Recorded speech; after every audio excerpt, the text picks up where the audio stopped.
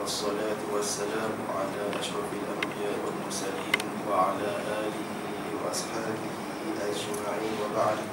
قال رسول الله صلى الله عليه وسلم قال الله سبحانه وتعالى لقد كان لكم في رسول الله أسوة حسنة لمن كان يرجو الله واليوم الآخر وذكر الله كثيرا. Terima kasih kepada pengurusi majlis merangkap. Saya pun tak tahu pengurusi surau saudara Khalid. Saya kenal setakat tu je lah. Saudara Khalid kan, betul kan? Saudara Khalid. Begitu juga pada jemaah sekalian di Taman Permai Impian, Damai Impian ni kan, Seksyen 3. Alhamdulillah saya berada di sini pada hari ini untuk kali pertama di sinilah atas kerusi ni kan, kerusi berkuliah ni, kerusi Ustaz Nuruddin, Syekh Nuruddin, kerusi orang pandai kan, pertama kali. Jadi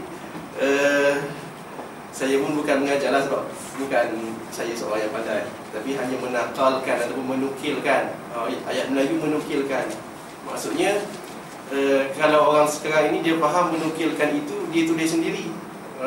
Sedangkan ayat asalnya ialah naqala, maksudnya memindahkan riwayat yang telah dinyatakan ataupun fatwa-fatwa dan juga cerita-cerita yang telah dinyatakan sebelum ini, dia pindahkan. Kita setakat itu sajalah, setakat memindahkan ilmu-ilmu yang telah orang lain nyatakan dalam kitab-kitab masing-masing. Ya. Dan begitulah saya pada hari ini, insya-Allah setelah diminta oleh pengurusi surau untuk mengisi masa ini, masa lapang ini, saya duk fikir bila dah dekat dengan Maulidul Rasul, mungkin nak Maulidul Rasul lah kan, nak bersempena dengan Maulidul Rasul. Lalu saya pilih tajuk yang anda sekalian dah dengar tadi, iaitu Muhammad, contoh tauladan, bukan cerita khayalan. Lebih begitulah. Maksudnya Allah Subhanahu Wa Taala dah cerita banyak sangat tentang Muhammad ini kan, dalam Quran, dalam hadis banyak cerita, dalam buku sirah, buku syama'il. Tapi itulah tak sedap kan. Tapi di manakah kita dengan cerita-cerita tersebut?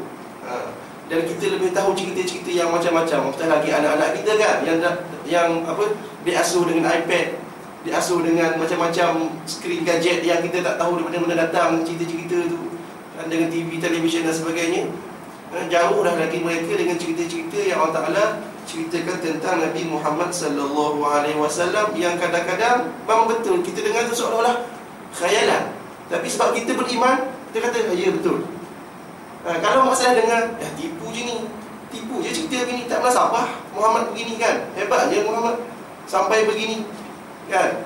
Sehingga kan ada masalah yang kata jangan cerita kepada aku tentang Muhammad, dan tell me about Muhammad. Sebab apa? Sebab dia takut apabila cerita pada dia akan terkesan dengan cerita yang hebat itu. Okey. Tapi kita tak mendengar cerita-cerita itu dan sebagainya, lalu memang kita tidak akan terkesan. Maka bersempena dengan Maulidul Rasul ini, kisah itulah ataupun benda itulah yang saya ingin kemukakan di sini, yang mana Allah Subhanahu Wa Taala telah nyatakan bahawa Muhammad itu adalah contoh, bukan sekadar dia hantar Muhammad itu untuk kita tahu sahaja. Laqad kana lakum fi rasulillahi uswatun hasanah, adalah bagi kamu, itulah kan, pada Rasulullah itu adalah uswatun hasanah, contoh tauladan, role model, supaya diikut, supaya ditengok, supaya kita nampak baru kita nak. Tak nampak kita ada teori apa, macam-macam teori, tapi kita tak nampak model, kita tak boleh nak ikut.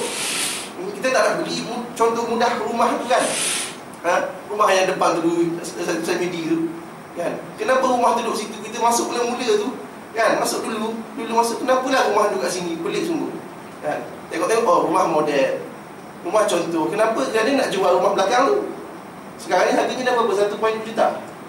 Saya pun tak tahu dah kan, 1.2 juta. Asalnya jual dulu berapa? 700 kan. Model itu untuk orang tengok, lihat, lalu nak, suka. Okey. Begitu juga dengan apa yang Allah Ta'ala mahukan daripada Rasulullah sallallahu alaihi wasallam dia kata contoh uswatun hasanah bagi siapa? Ini masalahnya. Okey, masalah dia datang kat sini, penyataan masalah. Orang mesti cakap penyataan masalah kat mana? Liman kana yarjullaha wal yawmal akhir, bagi orang yang mengharapkan Allah dan hari akhirat. Sebab tu dia kalau dia cakap dia nak ke akhirat, dia nak kepada akhirat, dia nak syurga, memang dia akan cari. Itu sifat manusia. Tapi kalau dia kata aku nak, aku cinta, tapi dia tak cari, kan? Masjid surau tak datang, tak nak belajar, tak nak apa, itu penyataan semata-mata. Dia tak menunjukkan kebenaran. Secara umumnya begitulah. Okay. Lalu apa yang menjadi masalah kat sini pada kita hari ini ialah ialah pengajaran yang Allah Ta'ala hantar dari Nabi Muhammad sallallahu alaihi wasallam itu kita tidak ikuti. Dan pengajaran yang paling mudah sekali ialah kelakuannya, kan? Lalu Allah Subhanahu Wa Ta'ala menyatakan apa tentang Nabi Muhammad ini? Wa innaka la'ala khuluqun azim, sesungguhnya kamu Muhammad di atas akhlak yang sangat agung. Sangat agung. Itu akhlak yang ada pada Nabi Muhammad SAW. Dan dalam hadis yang lain ada dinyatakan bahawa, dan Nabi menyatakan sendiri bahawa innama bu'ithtu liutammima masalihal akhlak, dan ada riwayat mengatakan makarimul akhlak. Sungguhnya aku ini diutuskan adalah untuk menyempurnakan akhlak-akhlak yang baik, sifat-sifat yang baik yang ada pada manusia. Sebab memang setiap kaum dia ada kelebihan masing-masing, sifat baik masing-masing. Cumanya ada lompang-lompang yang perlu dibaiki. Ini tujuan Nabi Muhammad SAW dihantar. Okey, sebab kita ada sifat baik kita. Antaranya pemalu, orang Melayu, kan? Sifat baik. Okey, tapi pendendam. Kan? Betul. Akhlak Arab ada sifat baiknya, iaitu tak pendendam. Tak pendendam. Dia kalau gaduh situ, lepas tu dia tinggal, kelas, habis, tak ada apa, kan? Tapi banyak lagi tak baik, kan? Tak beradab. Dengan pesyarah dia, mana dia beradab kan? Dia nak jumpa, dia jumpa begitu. Dia nak paksa-paksa je. Itu sifat Arab. Maksudnya setiap kaum dia ada sifat baik dia, tapi perlu diperbaiki melalui unsur-unsur yang telah dibawa oleh Nabi Muhammad sallallahu alaihi wasallam. Okey.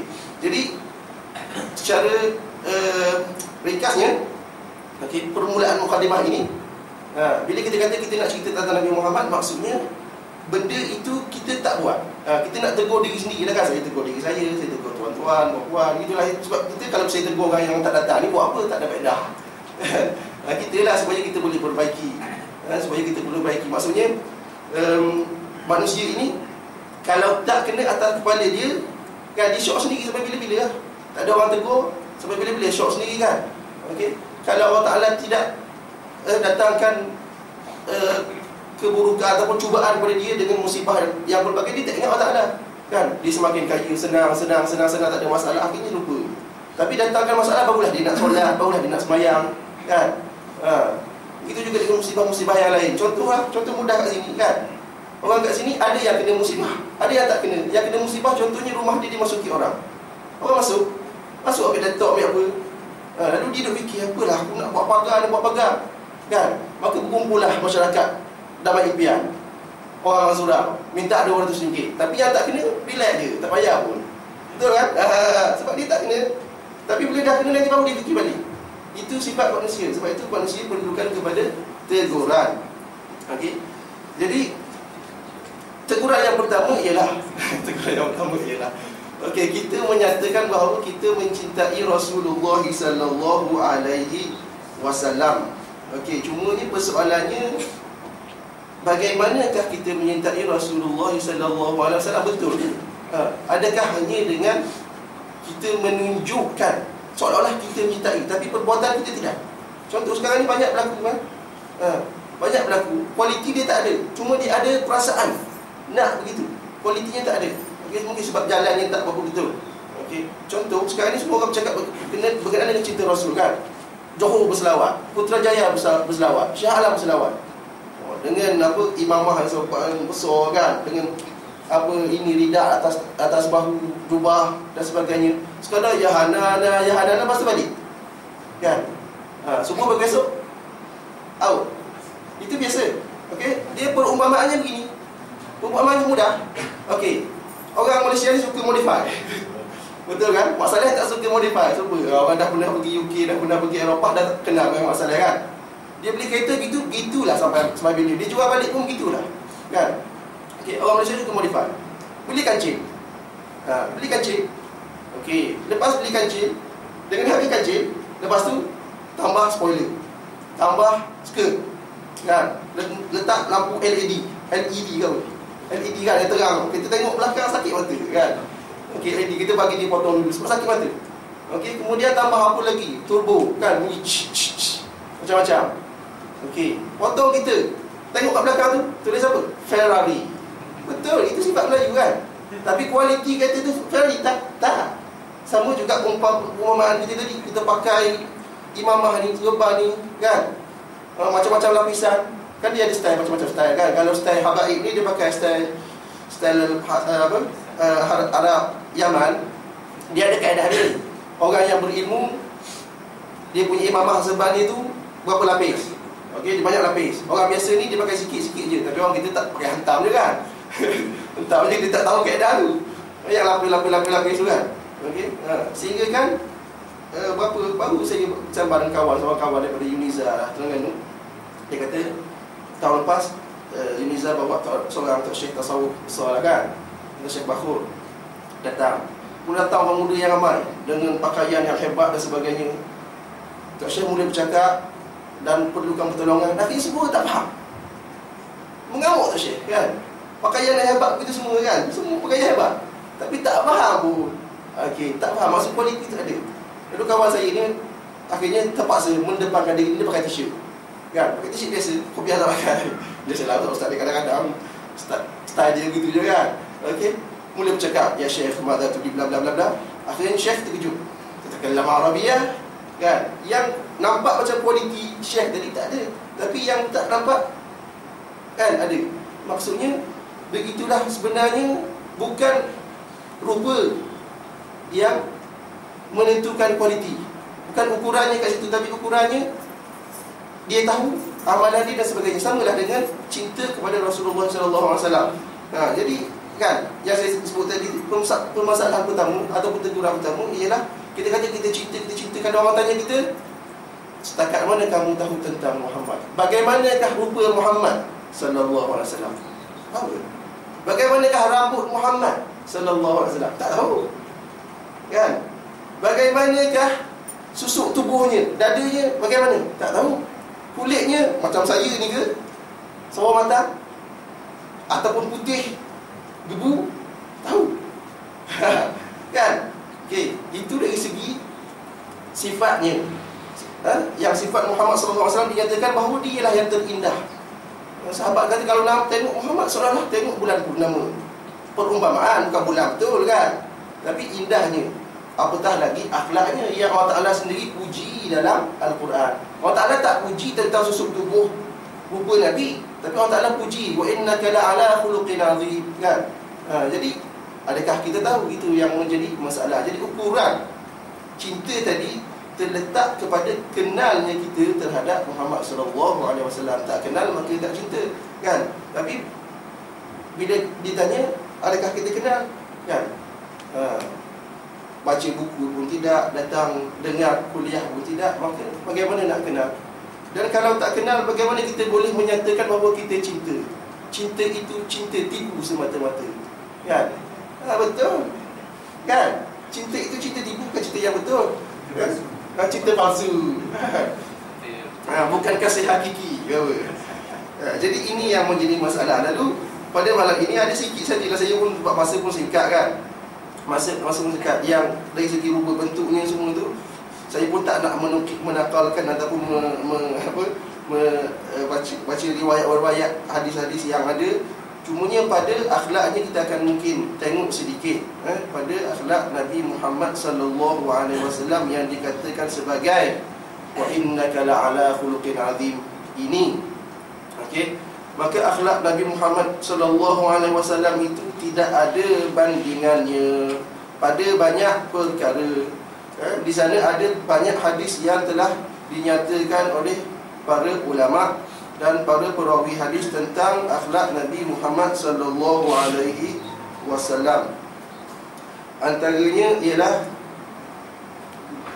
sebelum itu bahawa Rasulullah sallallahu alaihi wasallam dikatakan bahawa tidak ada orang yang melihat sallallahu alaihi wasallam itu melainkan dia akan rasa bahawa tidak ada yang lebih baik akhlaknya daripada Nabi Muhammad sallallahu alaihi wasallam. Sebab banyak riwayat menyatakan orang tak dapat nak memastikan siapakah Muhammad kalau dia duduk di kalangan para sahabat. Orang tak tahu sebab dia bukan duduk dengan saya. Saya duduk sini memang orang tahu kan. Orang datang dari luar orang tahu. Ni mesti ustaz yang mengajar sebab dia duduk kat sini. Kursi. Tapi majlis Nabi Muhammad duduk sama-sama dengan para sahabat. Jadi bila orang datang orang tak tahu yang manakah Muhammad ke, ada pakaian dia sama.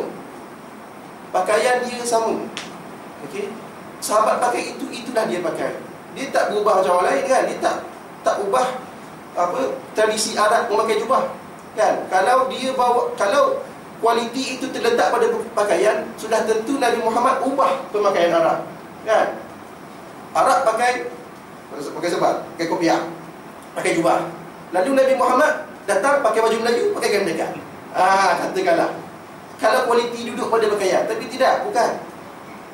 Cumanya kita pakai jubah, pakai kopiah sebab kita suka, kita cinta, nak ikut, lalu kita dapat pahala. Itu je kan. Bukan kualiti duduk pada jubah ni, tak ada. Jadi orang tak dapat nak tentukan siapakah Muhammad kalau datang ke majlis dengan pakaiannya, tapi dengan kelakuannya, kan, dengan sifatnya, dengan raut wajahnya. Itu yang orang dapat tentukan.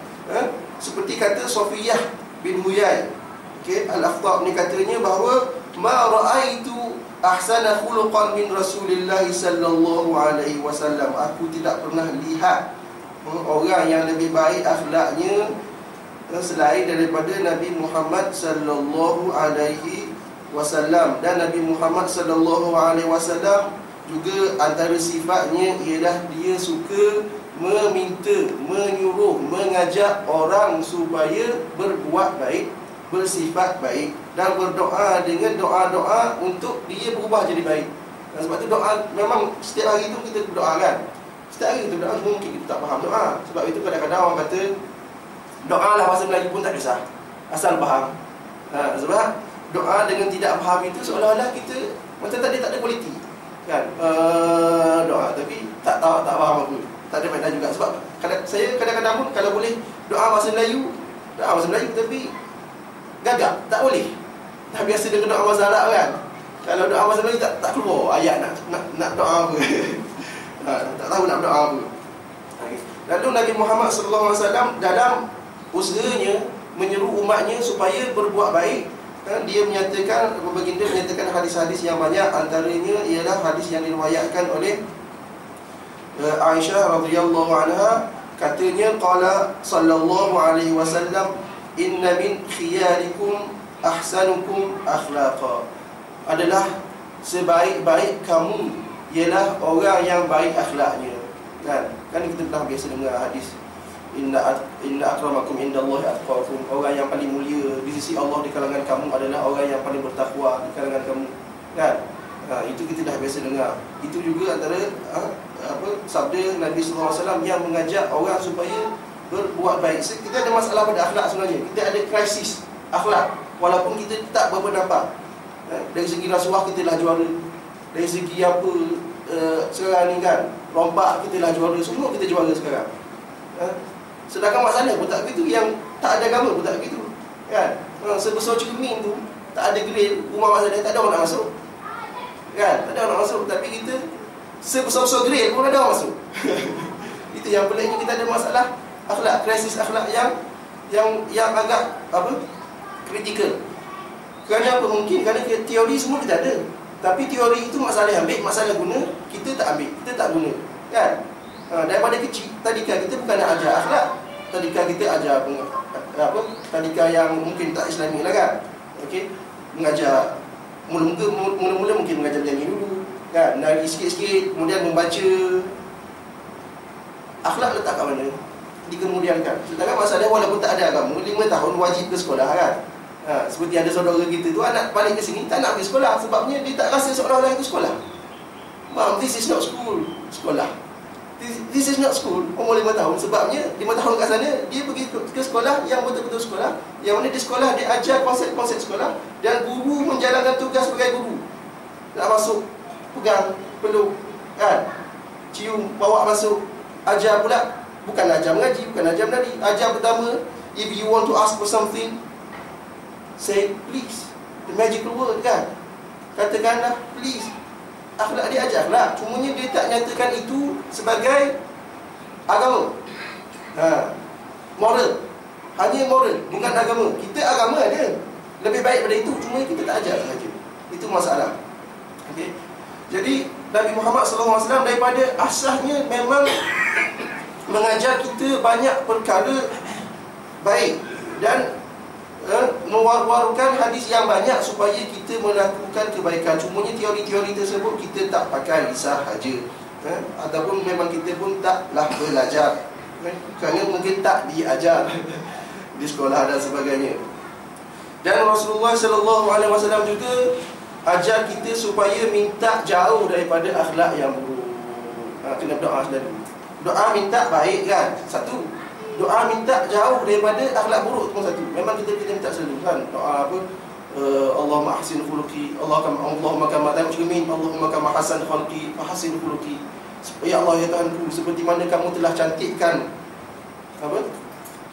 Jasad aku, tubuh aku, rupa bentuk aku, walaupun taklah cantik sangat kan, tapi cantiklah daripada haiwan. Maka baikkanlah akhlak aku. Kan, cantik manusia pun, tapi kalau akhlak lebih buruk pada haiwan, tak ada gunanya, kan? Okey. Dan antara yang dinyatakan ialah daripada Abi Hurairah radhiyallahu anhu, katanya qala Rasulullah sallallahu alaihi wasallam, yad'u, Nabi bersabda, maka kata Nabi sallallahu alaihi wasallam antara doanya ialah Allahumma inni a'udzubika minasyiqaqi wan nifaqi wa su'il akhlaq. Ya Allah ya Tuhanku, saya baca sekali lagi. Allahumma inni a'udzubika minasyiqaqi wan nifaqi wa su'il akhlaq. Bahasa Melayunya, apa bahasa Melayu pun tak apa. Ya Allah ya Tuhanku, aku berlindung denganmu daripada asyiqaq, perpecahan. Maksudnya pergaduhan. Orang yang suka bergaduh, kan kita suka bergaduh. Cakap akhirnya tak setuju bergaduh. Okey, Nabi minta jauh. Dan juga daripada an-nifaq, sifat munafik. Sifat munafik yang menyebabkan banyak benda yang buruk kan. Hipokrasi. Dan su'il akhlak, sifat-sifat yang buruk, perbuatan-perbuatan ataupun perangai-perangai yang buruk. Itu antara sabda ataupun doa yang telah diamalkan oleh Nabi sallallahu alaihi wasallam. Dan Nabi juga melarang umatnya untuk laknat. Mungkin kita biasa kan, kita masalah sikit kita laknat kawan kita. Waliyadzubillah lah, kalau anak-anak lagi lah teruk kan, dengan nama, dengan anak-anak yang celaka kamu dan sebagainya. Okay? Sebab apa? Sebab dia kata antara sabda Nabi sallallahu alaihi wasallam ialah la yanbaghi li sadiqin an yakuna la'ana. Tidaklah sayugi, tidaklah patut bagi seorang sahabat menjadi seorang pelaknat. Okey, khususnya sahabat kawan ni, sebab bila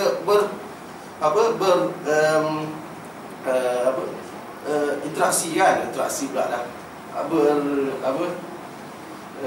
bergaul atau sebagainya lah kan, bisnes dan sebagainya. Memanglah bila tak setuju, ada benda yang tak kena sikit kan, salah faham dan sebagainya, manusia kan marah dan sebagainya, bergaduh. Nabi larang daripada cela ataupun laknat orang itu. Kerana apa? Kerana pertamanya dia kawan, keduanya dia Muslim.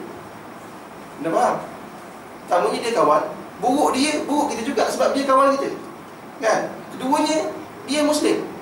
Muslim itu kan saudara. Al-Muslimu akhul Muslim. Muslim adalah saudara kepada Muslim yang lain. Buruk Muslim itu buruk kita juga. Seperti mana yang berlaku sekarang lah. Kenapakah masyarakat Cina tak nak terima Islam di Malaysia selepas berapa puluh tahun, 56 tahun merdeka? Bukan sikit, bukan sekejap, lama dah kan. Kalau kita kata zaman penjajah, tak apalah.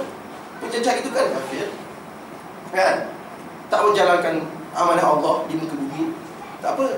Tapi kita selepas 50 tahun merdeka, berapa ramaikah di kalangan mereka yang dikatakan sebagai Cina non-Muslim, India non-Muslim, ataupun masyarakat yang lain yang terima Islam? Tak ramai, kan?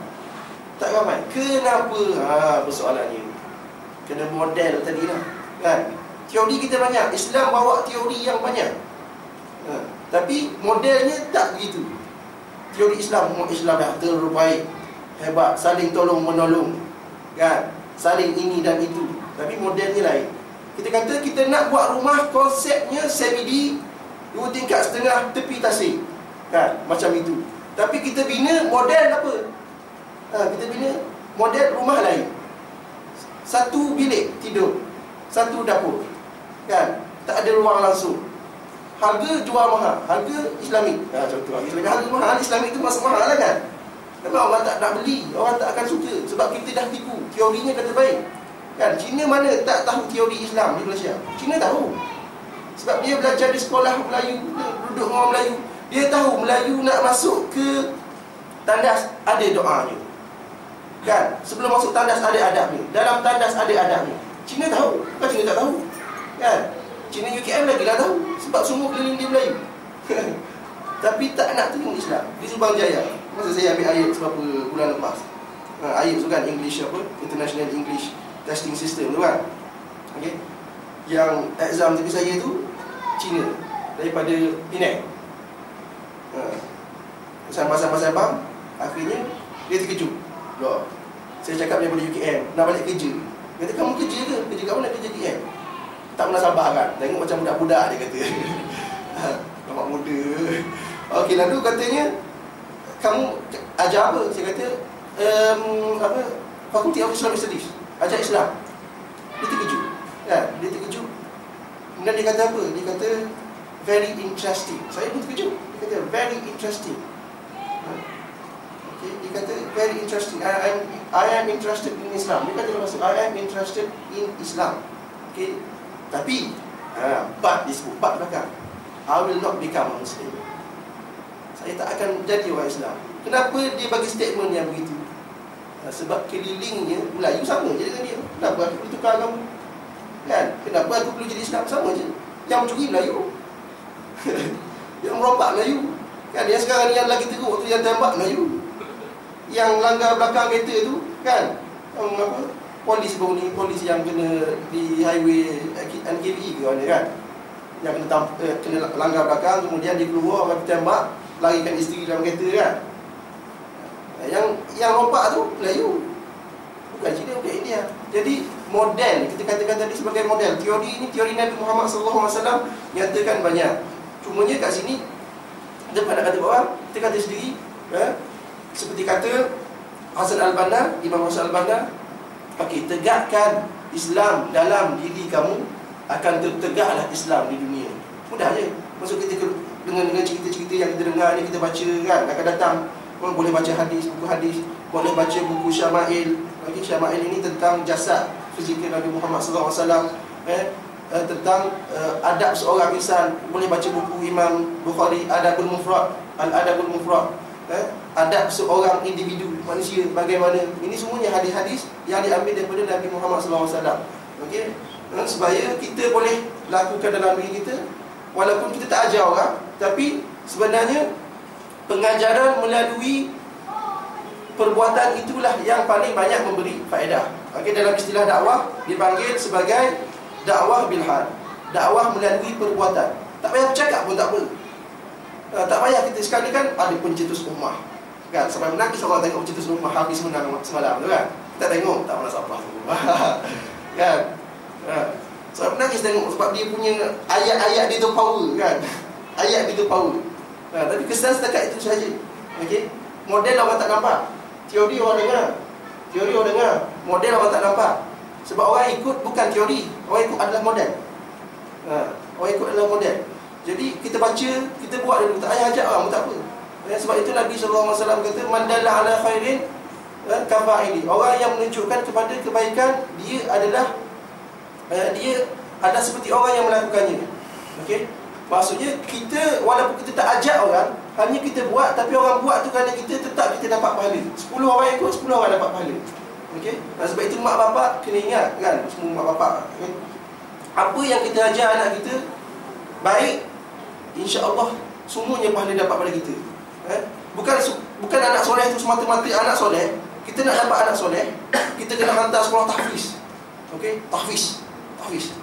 Lain tak boleh. Bukan itu. Setiap benda yang baik kita ajar dia, insya-Allah perkara yang dia buat tu semua dapat pada kita. Kita mati kan, kita mati, dia pun mati, anak dia buat, cucu kita buat. Kerana kita, cucu kita dapat pahala. Itu konsepnya, konsep yang Islam ajar.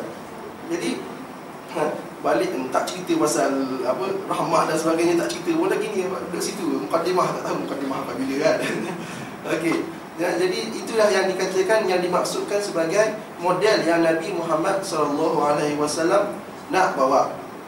Okey, jadi kita baca sedikitlah beberapa hadis yang yang menunjukkan bagaimana Nabi. Kita ambil masa 10 minit kan, tak apa kisah 10 minit lebih kurang 15.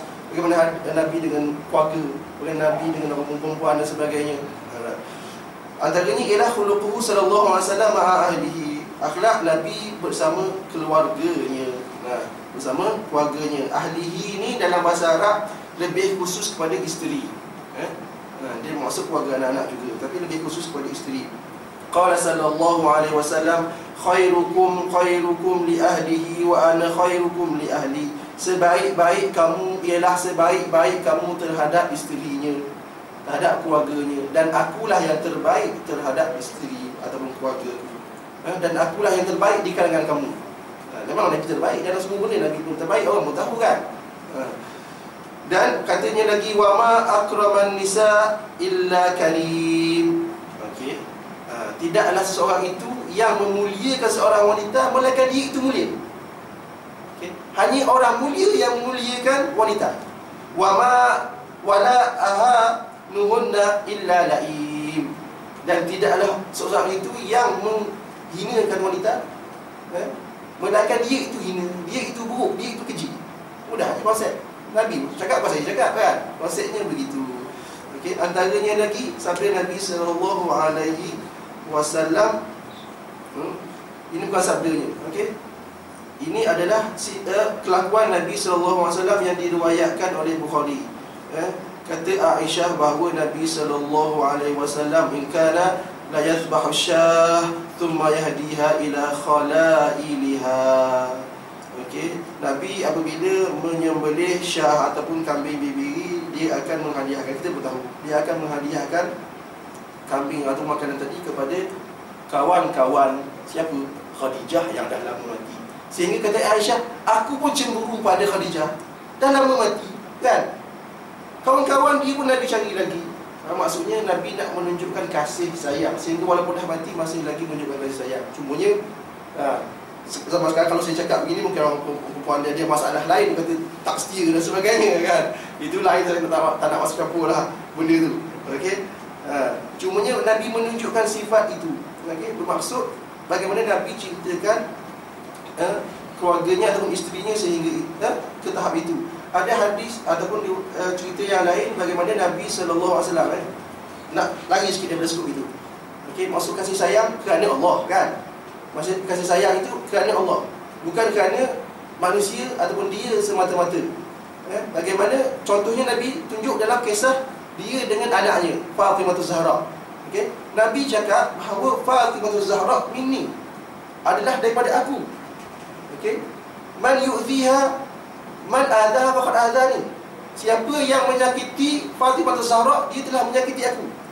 Okey, mana-mana orang yang menyakiti Fatimah Zahra, dia telah sakiti aku, kata Nabi. Begitu sayangnya Nabi kepada Fatimah Zahra. Tapi Nabi juga yang kata, kalaulah Fatimah Zahra saraqat la qata'tu yadaha. Kalaulah Fatimah Zahra itu mencuri, aku sendiri yang akan potong tangannya. Faham maksudnya? Maksudnya sayang kerana Allah. Okey, salah tetap salah. Sebab itu sekarang ni kita mungkin sayang anak-anak, sayang adik-adik, sayang keluarga, tapi pada melanggari perintah Allah, kita kena tegas. Itu yang mungkin menjadi masalah sikit pada kita kan. Sebab itulah lagilah kalau kanak-kanak, anak-anak memanglah. Sebab itu Arab analogikan nafsu itu sebagai anak-anak. Analogi nafsu anak-anak. Arab kata apa? An-nafsu katifli in tatrukuhu syabba ala hubbil radha'i wa in taftinuhu yanfatimi. Nafsu itu adalah seperti anak-anak, kan? Kalau ditinggalkan, dia akan menyusu sampai bila-bila. Okey? Kalau diceraikan, dia akan berhenti menyusu. Bukan mudah nak menceraikan, dia akan menangis, nak nangis kan, nangis nak juga. Tapi terpaksa lah. Dia nangis dulu, akhirnya dia akan berhenti. Kalau tak sama bila. Begitu juga dengan benda-benda yang dia nak permainan itu, dia nak ini, dia nak itu. Biasalah anak-anak kan. Nak itu, nak ini kan. Nak main game. Kita nak tengok telefon dia nak main game kan. Kita nak tengok cerita pencetus rumah, dia nak tengok SpongeBob contohnya kan. Itu tapi kena diasuh. Okey, itu cinta Nabi SAW terhadap keluarganya. Okey, cinta begitu mendalam, tapi kalau salah tetap salah. Okey, cinta kerana Allah Subhanahu wa taala. Kalau cinta kisahnya bersama dengan keluarganya banyak lagi. Okey, banyak lagi. Antara saya tak nak baca sebab banyak sangat, tapi sebab kita dah biasa dengar cerita bagaimana Nabi letak cawan yang Aisyah guna di mulutnya dan sebagainya. Cumanya ada benda kat sini. Qala sallallahu alaihi wasallam, inna min a'zamil umur. Saya nak surah je.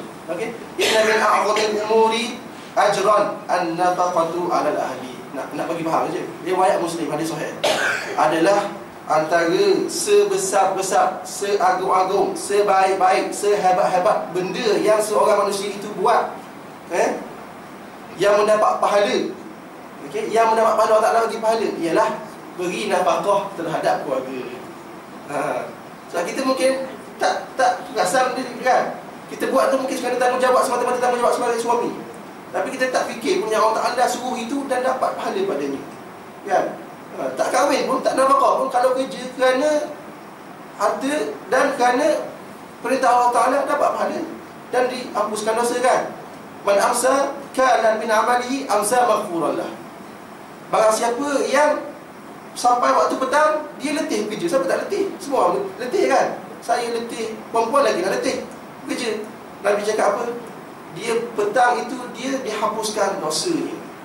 Sebab dia buat kerja bukan kerana semata-mata nak berfoya-foya dengan duit tersebut, tapi nak membangunkan keluarga, nak asuh anak-anak dan sebagainya. Okey, dapat pahala, hapus dosa.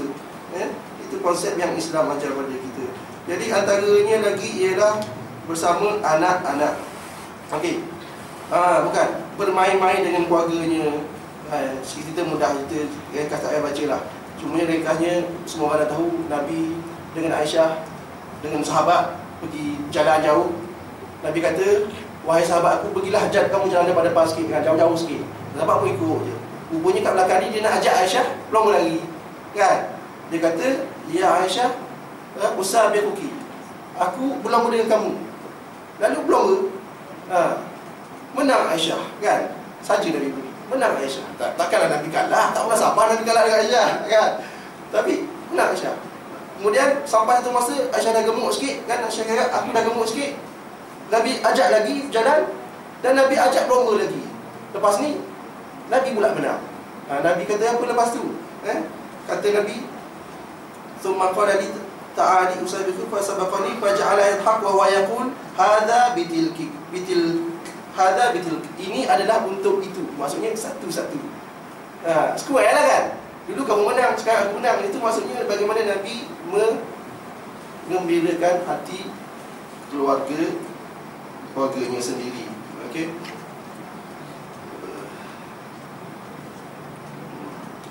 Dengan kanak-kanak, dengan kanak-kanak dan dengan haiwan sendiri, ada dengan wanita. Okey, Nabi wanita lagi banyak dengan wanita ni. Saya pun tak tahu kenapa. Banyak sangat cerita berkenaan dengan wanita. Mungkin kerana ambil hati wanita lah kot. Okey, Nabi mengumpamakan syabah Rasulullah sallallahu alaihi wasallam an-nisa bil qawarir. Mengumpamakan wanita itu dengan qawarir. Ini qawarir. Bismillahirrahmanirrahim. Sambil minum. Ini qawarir. Maksudnya bekas kaca. Nabi mengumpamakan wanita dengan bekas kaca, cawan kaca botol kaca. Maka kata Nabi, rifqan bil qawarir. Rifqan bil qawarir, berlembut-lembutlah dengan wanita. Sebab kaca, umpamanya kalau kita semua kita dah faham kan, beli apa-apa yang dekat kaca tu dia akan ada fragile. Itu maksud Nabi, fragile. Maksudnya Nabi upamakan wanita itu dengan benda yang fragile.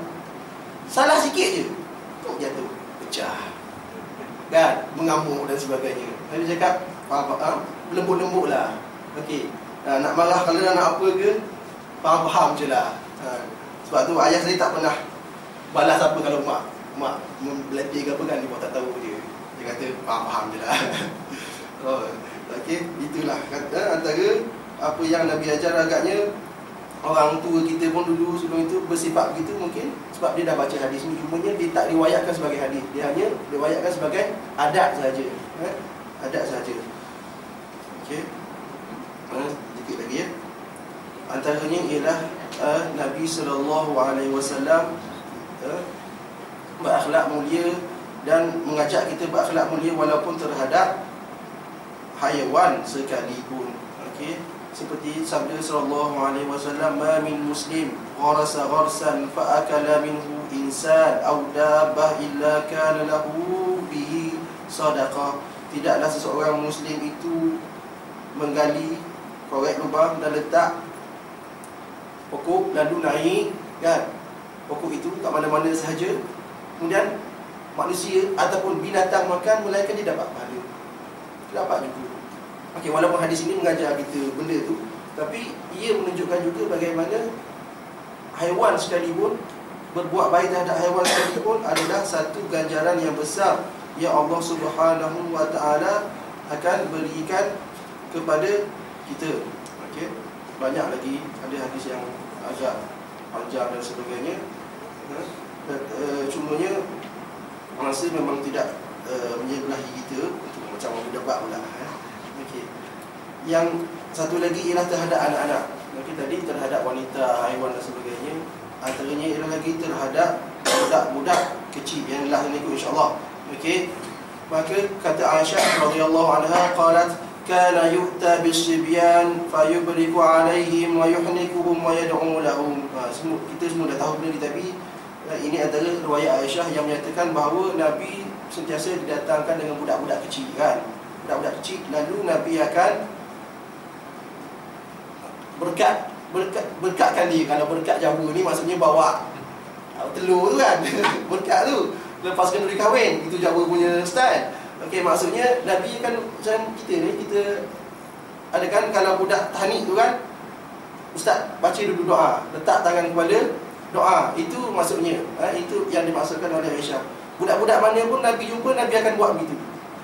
Daripada kecil lagi Nabi dah asuh supaya dia lembut hati dan sebagainya. Kemudian yuhnikuhum, dia akan mentahnikkan mereka kan, semua orang tahu tahnik. Dan juga dia akan berdoa kepada mereka dengan doa-doa yang baik. Okey. Dan kata Nabi SAW lagi ataupun Nabi SAW wa ja'ala Rasul sallallahu alaihi wasallam al-jannah liman yamut wa lahu thalathatu min al-walad lam yablughu al-hanith.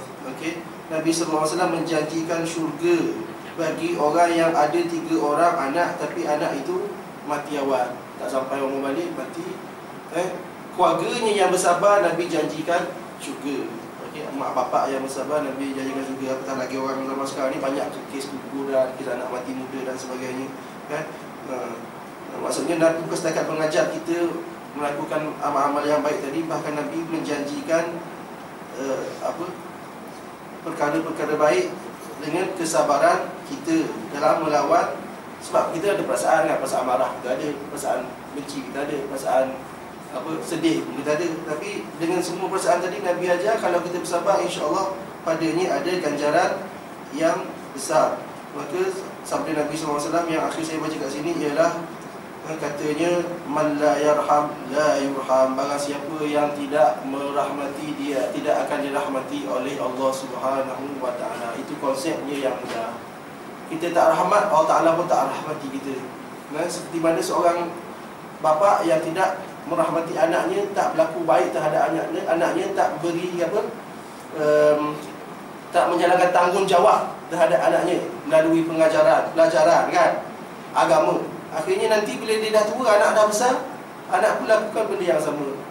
Konsepnya mudah saja. Itu yang diajar oleh Allah Subhanahu Wa Taala dan Rasulnya terhadap kita. Walaupun saya janji tadi nak cerita dan sebagainya, tapi rasa memang itulah. Maksudnya itu saja yang kita boleh cerita tentang bagaimana Rasulullah SAW itu datang ini hanyalah sebagai contoh kepada kita. Kalau bukan kerana contoh, Allah Ta'ala tak payah utus para anbiya itu melalui manusia, kan? Kalau bukan kerana contoh, maksudnya Rasul itu datang dakwah semata-mata, nak suruh orang dengar, bukan sebagai contoh. Mudah je, Allah Ta'ala hantar Jibril jadi Nabi, kan? Oh, degil ni aku bagi ni, kan? Hancur semua, kan? Kemudian disakit hati, dia merajuk, naik ke langit. Betul. Tapi Allah Ta'ala hantar manusia kerana manusia lah yang manusia, dan manusia lah yang boleh ikut manusia. Nabi semua, semua para Nabi ada perasaan macam kita, kan? Dia tak akan tak ada perasaan langsung. Dia ada perasaan marah, dia ada perasaan sedih, dia ada perasaan benci, dia ada perasaan ini, semua dia ada. Tapi datangnya kat mana? Ataupun isunya kat mana? Isunya bagaimana dia menguruskan semua benda tadi. Sama juga dengan kita. Kita ada masalah yang sama. Kita ada semua kita ada masalah. Okey. Dan walaupun dicampurkan masalah kita, tak sama dengan masalah Nabi. Sebab Nabi sendiri cakap begitu, kan? Inna asyaddan nasi bala'an al-anbiya, thumma al-amthalu fal-amthal. Sesungguhnya seteruk-teruk manusia yang diberi cubaan, bala. Bala ni bala lah bahasa Melayu, kan? Cumanya bila sebut bahasa Melayu bala, kita dah ingat ombak besar, tsunami, tanah bentuk, itu je bala, kan? Bala ni maksudnya cubaan. Sesungguhnya seteruk-teruk manusia yang dicuba ialah para Nabi, kan? Kemudian orang yang ikut cara Nabi, maksudnya para salafus soleh. Lepas tu para ulama. Kita ni tak ada apa. Cumanya bila ada masalah, kita yang melenting. Ulama melenting ke tak melenting? Biasa je, selamba je, kan? Tenang je. Syekh Nuruddin datang, seolah-olah tak ada masalah, tenang je muka dia, kan? Padahal masalah dia banyak, kan? Mungkin masalah kewangan, mungkin masalah itu. Orang tanya masalah yang macam-macam, kan? Orang tu masalah, cari dia lagi lah tambah masalah. Tapi tak ada masalah pun, tenang je, kan? Maksudnya begitu. Maka dengan cerita-cerita yang kita ceritakan tadi, bersempena dengan Maulid Rasul, maka kita semua mendapat faedah bahawa sesungguhnya Rasulullah SAW itu adalah diutuskan oleh Allah SWT untuk kita ikut, untuk kita ambil pengajaran. Cumanya pengajaran itu tidak akan berlaku selagi mana kita tak cari melalui pembacaan, melalui masuk kelas dan sebagainya. Nak kena tahu. Tak kenal maka tak cinta. Itu yang baik. Yang buruk, makin kenal makin benci. Wallahu a'lam bissawab. Saya minta maaf sekiranya berlaku kekesalan dan sebagainya, dan semoga kita berjumpa lagi di lain hari. Aku qawli hadza wa astaghfirullahal azim li wa lakum. Wassalamualaikum warahmatullahi taala wabarakatuh.